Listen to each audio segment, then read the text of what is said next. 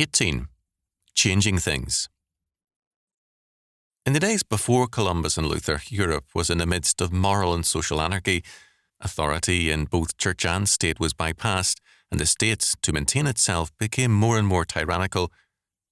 Cardinal Aeneas Silvius Piccolomini, later Pope Pius II, said in 1454, "Christianity has no head who all wish to obey, neither the Pope nor the Emperor is rendered his due.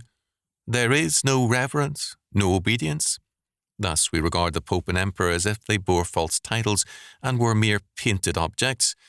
Each city has its own king. There are as many princes as there are households."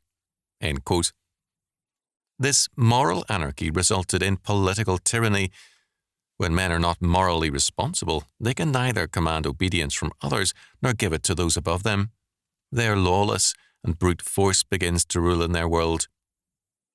Solomon tells us of man, "As he thinketh in his heart, so is he." Proverbs 23:7.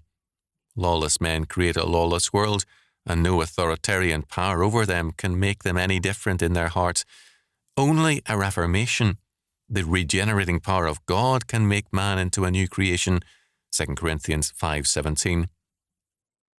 We need to work for changes in our politics, economics, education, and in every other sphere. These changes, however, will be futile unless the heart of man is changed. Our moral and social anarchy comes from the heart of man, and the change must begin there.